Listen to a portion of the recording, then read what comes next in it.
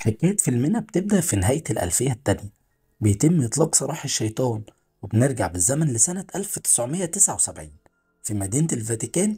بيكون في قس اسمه توماس قاعد بيراقب السما، وأول ما بيشوف نجم معين بيترعب وبيجري على الأسقف وبيعرفه. وده بيطلع معناه إن الطفل هتتولد النهاردة، وبيطلب الأسقف من كل الموجودين إن هم يبعتوا بعثات لكل العالم عشان لازم يلاقوا الطفلة ويحموها. لكن بيتعجب واحد منهم وبيتعصب، وبيقول لهم إننا لازم نقتلها لأنها تحمل ابن الشيطان. لكن الأسقف بيقول لهم إن هم رجال دين مش قتلة، ومهمتهم هي حماية الناس مش قتلهم. وبيطلب من توماس إن هو يلاقي الطفلة ويحميها. وبعد 6 ساعات في مدينة نيويورك بنشوف ولادة إحدى الأطفال، وفعلا بتتولد طفلة جميلة بعد معاناة. وبتاخدها الممرضة عشان تنضفها، لكن بتنزل بيها الغرفة السرية وبتطلع المشرحة، وبيكون في انتظارها مجموعة من أتباع الشيطان وبياخدوها. وبعد كده بيتأكدوا إنها الطفلة المختارة من علامة على جسمها. وبيطلع واحد منهم أفعى بيقرأ عليها تعاويذ غريبة، وبيطلع سكينة وبيقتلها، وبيطعم البنت بدم الأفعى. وبعدها بترجع الممرضة الطفلة لأمها بعد ما نضفتها، وبتعرف من الأم إنها هتسميها كريستين. وبعد 20 سنة، تحديدا في 28 ديسمبر سنة 1999، بتحصل حاجة غريبة في مدينة نيويورك. بيحصل زلزال وضغط قوي بيعمل انفجارات، وده بيكون وقت خروج الشيطان. وفي نفس الوقت بيكون في شخص داخل مطعم في مقابلة عمل، وبيبقى الشيطان بيراقبه من بره، وبيستنى لما الشخص ده بيدخل الحمام، وبيروح وراه عشان يدخل جوه جسمه وبيقتله. وبعدها بيخرج الشيطان في جسمه البشري، وبيفجر المطعم كله باللي موجودين فيه. وتاني يوم 29 ديسمبر بنشوف جيريكو في شقته بيحاول يقتل نفسه بسبب حالة الاكتئاب اللي عنده، لكن الباب بيخبط في آخر لحظة، وبيطلع زميله بوبي اللي بيقوله إن هم عندهم مهمة شغل جديدة. وبنعرف إن جيريكو كان ضابط شرطة، وبعد كده دلوقتي بقى بيشتغل في شركة حراسات، وعندهم مهمة حراسة موظف بنك. وبيستغرب جيركو ليه موظف بنك طالب حراسة، وبيقول له بوبي أكيد عشان عنده أعداء كتير. وبيبدأ موقف الموظف في التحرك. بيبقى جيركو وبوبي في عربية ماشية قدامه عشان يحموه، ومعاهم كمان هليكوبتر متصلة بمركز المراقبة في الشركة. وبيوصل الموكب للمكان، وبينزل جيركو وبوبي عشان يأمنوا المكان الأول.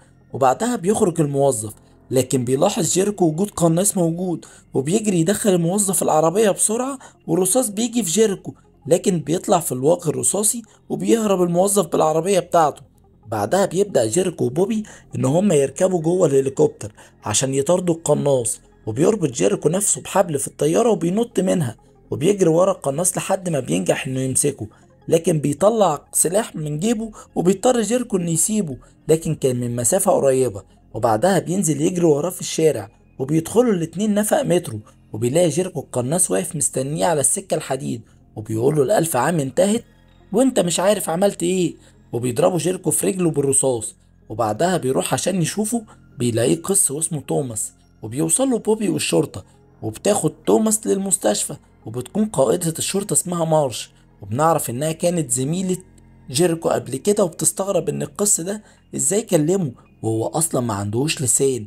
وده بيثير فضول جيريكو اكتر، وبيروح للمكان اللي كان مكتوب على القس، وبيلاقي هناك رموز دينية ومكتوب سينتهي الألف عام وسيخرج الشيطان.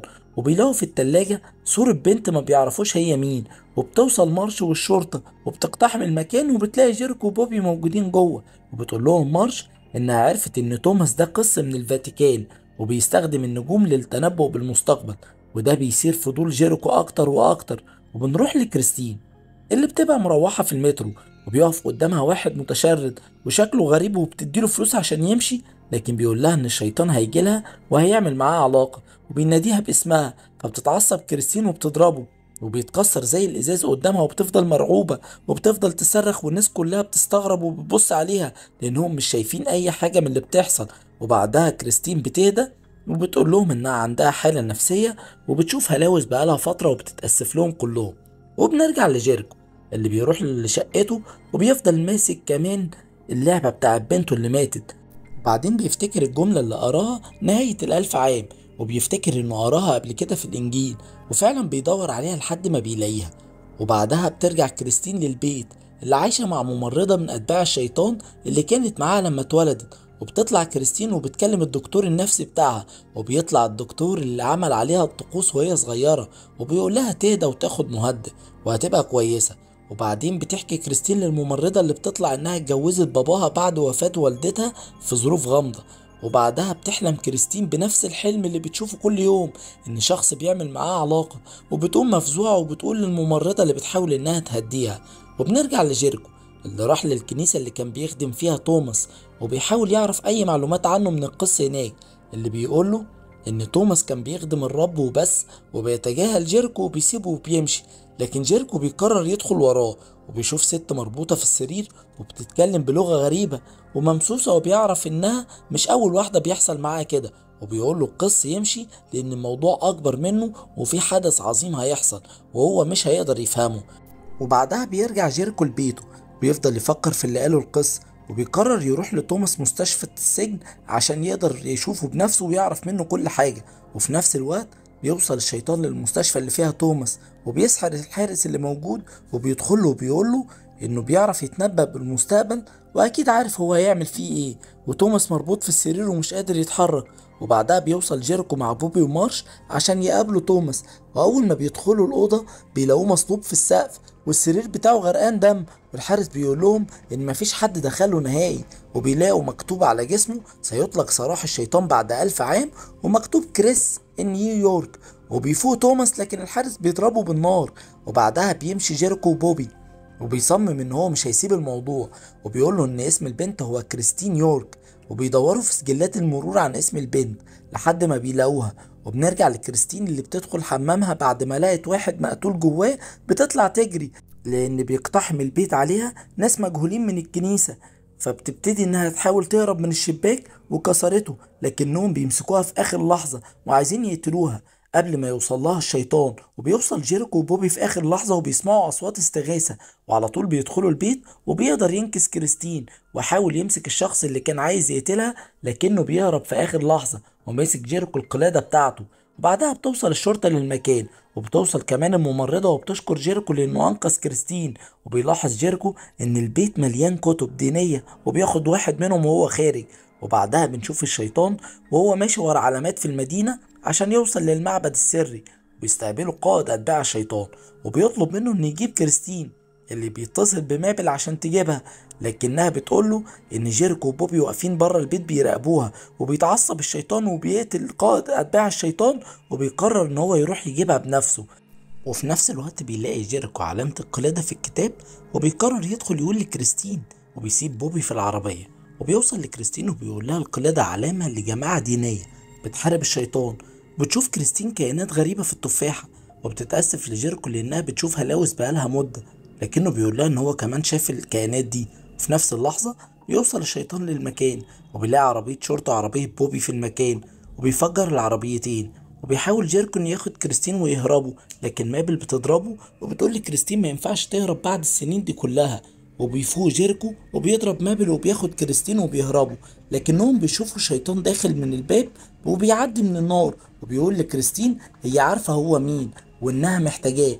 وبيقدر جيركو وكريستين ان هما يهربوا من الشباك.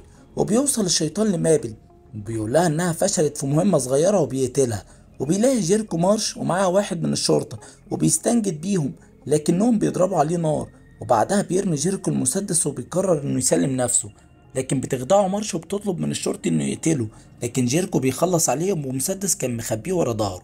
وبياخد كريستين وبيجري، وبيوصل الشيطان للمكان، وبيقوم مارش عشان محتاجها انها تدي اوامر للشرطة يدوروا عليهم. وبيحاول جيركو يفهم من كريستين مين الشخص ده، وبتقوله انها دايما كانت بتشوفه في احلامها، لكن دلوقتي اول مرة تشوفه في الحقيقة. وبعدها بيروحوا لكنيسة، وبيهدد القس ان هو عايز يعرف كل حاجة، وبياخدهم معاه للست الممسوسة وبيقول لهم انها اتعالجت. وبيقول لهم بعدها ان الشيطان بيطارد كريستين عشان يعمل معاها علاقة قبل ليلة منتصف السنة عشان يفتح ابواب الجحيم لاعوانه ويسيطروا على العالم، وهي هتكون ام لابنه.